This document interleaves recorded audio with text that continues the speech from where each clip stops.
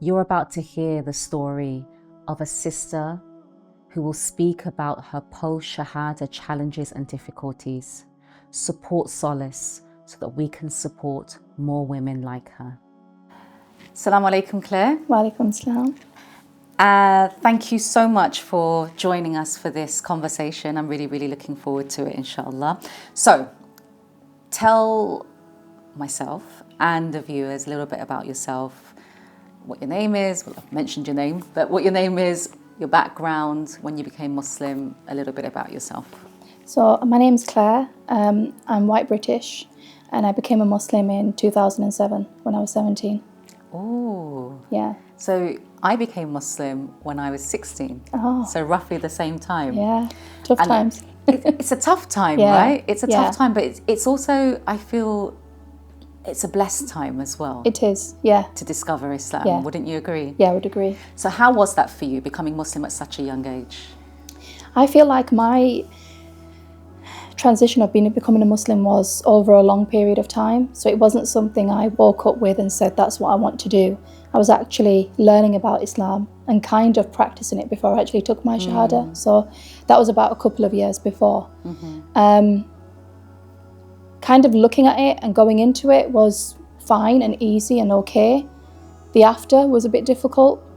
And yeah, it's had its ups and downs. Yeah. As any revert has. It's a journey. It's a journey. It's still a journey. It's still a journey. It will always be a journey. Yeah, it will always definitely. be a journey. MashaAllah.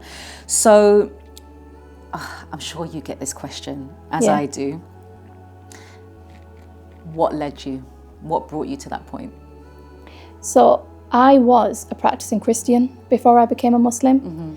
I guess practicing is relative to whoever, has the definition of it. It's what it means to them. So I would go to church, I would pray, and I always found the love of God. That was always something in me from being very young. But I grew up in a heavily Muslim environment. Okay. So, well, don't they call it like the second Pakistan or something? It literally is. Bradistan? Bradistan. I think we were one of two families that were white on the entire street. Wow. So we were quite heavily dominated, but it never got to that point. I think we weren't shown the right Islam. It was very cultural. White people weren't looked at as anything nice. So we would get a lot of comments. And I think I always had that resentment in me that, why is it like that? But then obviously practicing this Christian side, but not being able to tell anyone about it. My family knew, and they would laugh at me too, like she's a bit bonkers, They used to think I was going to become a nun one day. It was on them vibes. And then when I got into secondary school, my parents didn't want me to go to the secondary school that I went to. They wanted me to go to a Catholic school, which was quite a way away from my home, which I didn't get. And I remember, on the first day of school, my mum said to me, "You're going to go to this school, do not marry a Pakistani person, do not meet a Pakistani person." And that was the only rule. Come back when you want, do what you want, there was no limits, but just don't do that. I went to school, I was the only white friend in my friendship circle. But again, the Islam was just everywhere, it was all over.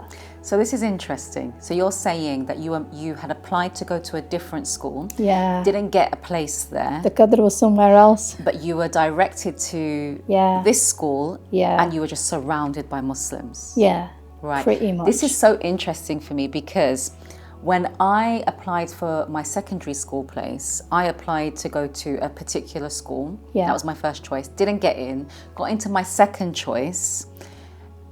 Another girl who I didn't know had also applied to the first choice as me. Didn't get in. Ended up in her second choice. We ended up in the same class, same year, and she's the one that gave me dawah. Oh, Allah Mubarak. And it seems quite similar to your, and it's there are a lot of similarities between our stories, subhanAllah. So carry on. So what led you to finally decide to embrace Islam? So I feel like when I got to almost GCSE level, which when you pick your choices, I wanted to study RE, and I really loved RE. And actually I was very drawn to Judaism. I loved it. I love the concept of women covering. I love the concept of praying. And I'd always look at it and go back to it and be like, oh my gosh, like the Jews are, this is where I want to be. So I wanted to study it a bit more. So I picked RE. And then when we went back after our summer holidays, they'd said, no, it's Islamic studies, not RE anymore. Because we've only got 2 people, me and this girl, who are not Muslim, and the rest of you would prefer to just learn about Islam. So I was like, damn. So it changed from RE to Islamic studies. And you're non-Muslim. Yeah, me and this girl. A non-Muslim, white British girl that has to study Islamic studies. Okay. My parents were not happy, but we did it. And I had the most amazing RE teacher. And I would hands down say he was one of the main driving points of why I accepted Islam, because he was just a character of just such a noble man. And when we would talk about RE, anything, I would have all these crazy questions, and he would never get annoyed at me. Other people would, he would never get annoyed. He would feed your curiosity. Yeah. And he would always just check in on me. Oh, you're doing this, you're doing that. He never raised his voice, he never did anything. If I came late, he was really kind to me, really, really kind. Was he Muslim? Yeah, he was Muslim. But he was also like an imam of a local masjid. He had so many other things that he was doing. And then towards the end, we studied the Martin Ling's biography of the Prophet.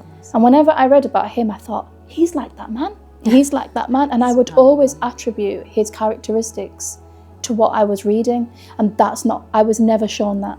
From my childhood all the way up until I was 14, I was never shown that in any Muslim apart from him. And at the end of that, we decided the school trip at the end of year 11 was, we're going to go to Granada in Spain and we're going to look at Muslim history and we're going to go there. And we did. And me and this girl, she rocked up in her shorts. I was a bit more, my dad was quite strict, so you couldn't just, the area we were in, you can't dress like that. Yeah. You've got to dress a certain way. So we went, we looked at all the masjids, the Alhambra, just so many things. And then there was a masjid on top of, like, just right at the top of Spain, Granada, that you could overlook all of Granada.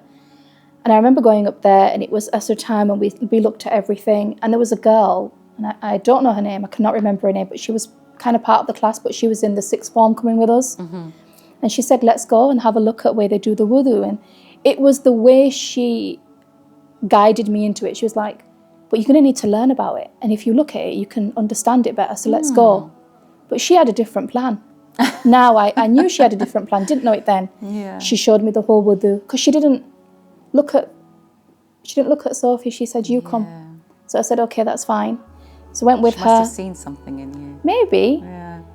I was definitely interested. And then she said, oh, so they're going to do the prayer now, and let's go, and they do Jama'at. And I was like, oh, okay, I'm stood here, no head, Josh. Don't worry about it, just, why don't you follow me? So I did, I prayed. And I was just like, I don't know what I'm looking for, but if this is it, then guide me to it. And then I got out and I saw my teacher, and he just stood from such a distance, and he just smiled. That's all he did. And everyone kind of came, what are you doing? What are you doing? What are you doing? You're Muslim. I was like, no, don't be silly. But he kind of just smiled. He knew too. And then it was the events that happened. It took about 6 months afterwards, but he got me books. I took them home.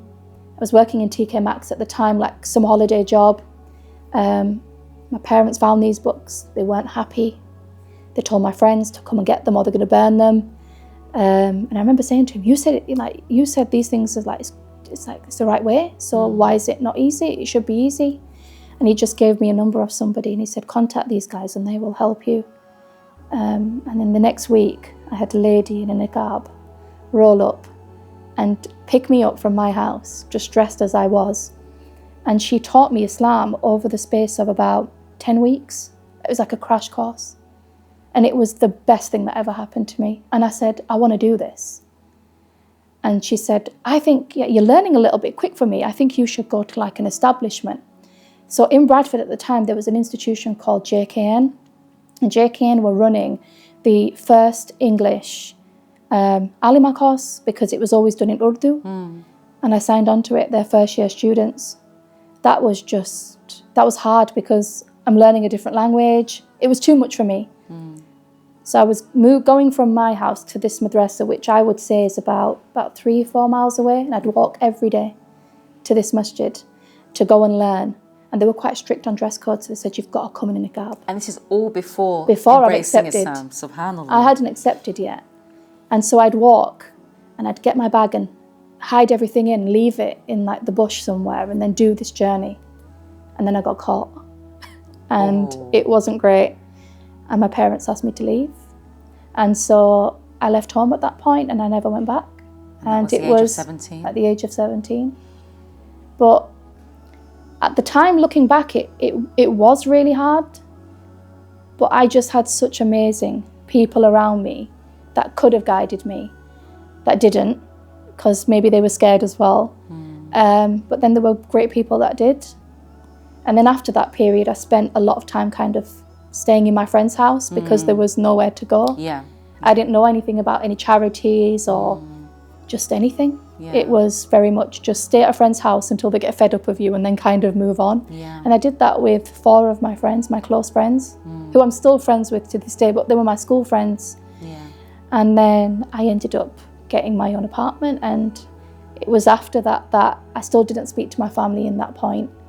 And being very young, you don't realise how much you need your family. I agree. You know, at the time, people think being 17, you hate your family, and you do. You don't like them for so many reasons. But when you get into an adulthood, it's a different experience when you look back. It is. There's a bit more wisdom. Yeah, a little bit of wisdom, yeah. So that period of like just a lot of instability, moving from place to place, and you know, you're 17, and you know, everything that comes with being a 17-year-old, and then you're now, you know, you've embraced this new way of life. What do you think you needed back then that really would have helped you? Support. Yeah, definitely support. Not just the support of I'm here if you need me, because everyone can say that. I think it's the actions. And many people do say that. Yeah. How many sisters at the time of taking their shahada have sometimes, you know, tens and tens of sisters saying to them, if you need anything whatsoever, here's my number. Call me anytime. And at the point of their needs, there's no one. There's no one. And I feel like they think they've done their job of getting you to the shahada point, but it's the after. As though that's the end. But I think that's the hardest. That's the beginning. Well, yeah. It's the beginning of the journey for the rest of your life. And like you said, it absolutely is the hardest, because now it's like, you know, it was a journey to get to that point. It's like a line. You've stepped over the line, but now there's just this distance ahead of you that you have to, you know, encounter, often on your own, not knowing what to do. And so that support really, really is important. How would you say, knowing that you didn't have that support, and I think you became Muslim about 8 years after I did, there wasn't a lot back then. How did you cope? Disassociation, really. I feel like at the time, I had no choice but to get on with it. Just get on with it. You can't sit, you can't cry. Although there were moments of that, of course. I remember the first Ramadan I had when I'd got my apartment. And I remember breaking my fast alone with nothing much, thinking, is this what it is? I didn't think it would be this. But it was that. And I don't know, I think I expected more. But at the same time, I think, what was I shown anyway? I wasn't shown that it was so amazing. I was shown the culture, really, which is very different to this. So really what I'm learning is you've got to grow into it. And if my family are not there and they're not engaging with anything that I'm doing, then it's more about the family you create, but that could have been a long way off. And so I kind of just had like a narrow focus on you've just got to get on with it. But it was really hard. And it wasn't something at the time that I don't think I ever sat down with my friends and said, like, it's really hard for me. I don't think I did that. And I think for me, with like my whole family dynamic, being the eldest child, I don't think it was easy for me to open up anyway and say what my feelings were. I feel like I've only come into that in the past 4 years of being an adult with children, of being able to identify the way I feel, why I feel. But back then, it was just fight or flight, and I was just in flight mode. And I stuck onto my deen. I got lost in it. And I learnt so much. I did so much.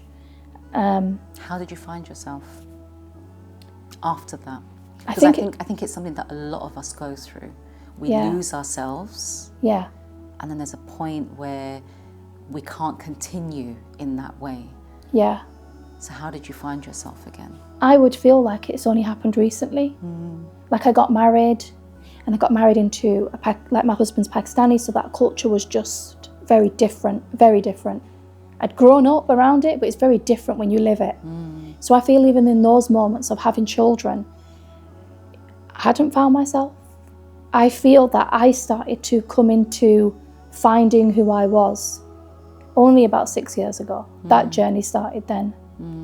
And that's where all the backstory of it and why it happened and the way it happened and how you felt all come back to surface.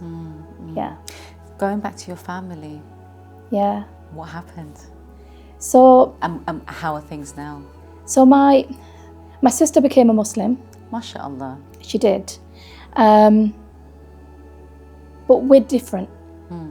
We practice Islam differently, but she believes, and that's the most important thing. Alhamdulillah. I had a really tough relationship with my family for so many years, and I thought that when I had children it would get better because my children are the first grandchildren. And you hope that that will soften their heart. That will right? soften. And so in certain stages it did, and in certain stages it didn't. I think my parents come around to the fact that she's not changing. This isn't a phase, this is her. And my dad definitely became more able to talk about it. Like I would have a joke with my dad and say, I'm going to call you Abdullah now. And he would always laugh and say, don't think so. You better not. You better not. There'd been times where he'd taken them to masjid for me if I needed him to. SubhanAllah, to go from Yeah. where they were, To go telling from you that. to get out, Yeah. to now taking them and dropping them off Taking to the them and masjid. dropping them off. SubhanAllah. But although dropping them off, but then for a majority of the year they wouldn't have anything because we have nothing in common anymore. Everything's different. Our lifestyles are different. The things we talk about are different. The things we expose are different. Celebrations are different. Like just even things with Christmas. And I know it's so taboo, but for me, I feel like, well, why have I left it if I'm going to continue to do it? So I wouldn't do it. So it was always with my family of not going to do it. So they were always really, oh, she's a proper Muslim, she is. She isn't going to bend. So just leave her. But then keeping it civil. So I would say it was a very cordial relationship. And then my dad, I started to see a little bit more of, and he would make lots of comments and we would talk. And I remember having a conversation with him about believing and why not. And he would ask lots of questions, which he'd never done in 15 years. He'd never done that. And my dad was such an intelligent man, but I think he had his own limitations of why he couldn't explore certain things. And he would always ask me about, but why do you believe? And I just said to him, well, Dad, anything I believe it's nothing wrong. Being a good person, not stealing, not doing all these sins. It's for the good for humanity. It's for the good for me. I'm not doing anything wrong. So if in the end it's not true, then I haven't lost anything. And I gave the concept to him to it's like saying that you're going on holiday, but the weather's not what you thought it was going to be, so pack something. So if you go there and you pack it and it's okay, it doesn't matter. Yeah. But if it's not and you didn't take it, you're damned. So that's an analogy and a half. That is a very, very strong analogy. And that's what I used to him. And then he passed away 6 weeks later. Oh. So that was a struggle. Oh. And I'm so sorry. who knows? Yeah. But he'd never asked those questions before. I think this is one of the greatest challenges, Yeah. for all of us who have embraced Islam. It's like, I don't think anyone apart from a fellow revert, convert, whichever term you'd like to use, will understand how desperately we want our families to become Muslim. I think there's that, but I think society doesn't make it easier. When my dad passed away, the backlash that I got from, like, I remember when he passed away and I contacted the local, I've never dealt with a death before. It's something so new to me. And I remember contacting the Muslim service in our community and they were like, nope, not Muslim, we're not going there. I couldn't understand that. I still don't understand it. Because that's dawah. That is dawah right there. No one's asking you to do anything or pray over a person. Just do certain things. Or even people like, when my dad died, I think I put up a status and I, wrote the details and I just put there that may God lift the pen. And people said you shouldn't make dua for non-Muslims. And I just think, like, you can't understand that that's someone's dad. So it's still there. Like the issues I faced then are still there. Yes. And for some people, it won't change. For some people, the way they view non-Muslims, and even now, it's still a problem. People, even as a convert, people don't even see you as a Muslim. They just see you as, oh, the white girl. They call you it. So I feel like, even after all those things, you just realise that, I think the biggest problem you realise is you don't fit in. You don't fit in with what you are, and you don't fit in with what you're surrounded by either. And we have a long way to go. We have a long way to go as a community. We do. I think it reminds me of a story of a sister whose mother passed away, and she lived in a predominantly Muslim area, and she was a big part of her community. And she said, when my mother passed away, not one person from the community came to visit me. Yeah. As though them dying upon other than Islam makes them less than. And I think what people had failed to realise is that we have our very human grief, but we have another layer of grief. Yeah. And we really need support, and we really need understanding. What got you through? Because that's a hard test. I mean, I've lost non-Muslim family too, and it's hard. And like I said, no one understands the depth of pain and just the way we try to navigate it, and the fact that we don't get the support that we need. Yeah. What do you feel got you through that? I feel like dua from other people. The teacher who helped me come towards Islam, I'm still in contact with to this day.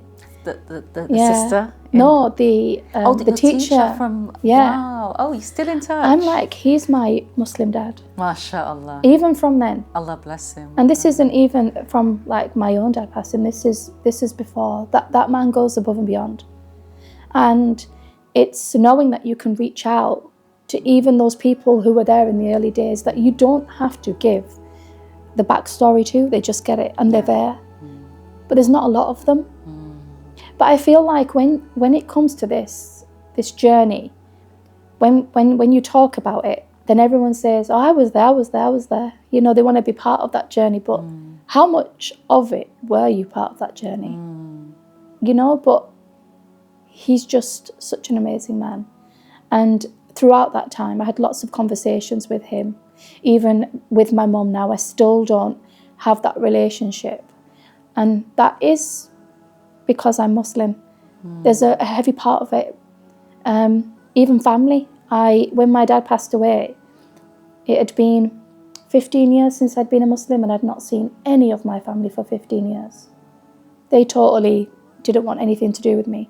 When my dad passed away and I turned up to the masjid, and, you know, sorry, not to the masjid, it's just like ingrained now, isn't it? The masjid. I know, right? But when we had the whole funeral procession and all my family were there, and I went in hijab, I was more anxious about what are they going to say.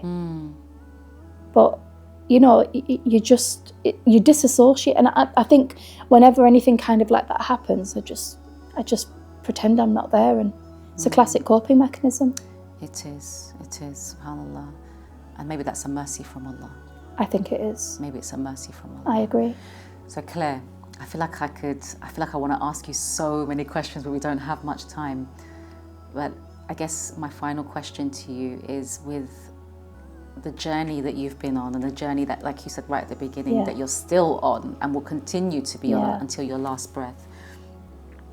If there was a piece of advice that you would give to other sisters who have embraced Islam, or who are contemplating about, you know, entering the fold of Islam, what would you say to them? I would say you need to be strong in yourself before you can do anything. More so because it is such a journey. But finding the right people is very important. Find your tribe. Absolutely. And when you've got that tribe, don't let go of that tribe.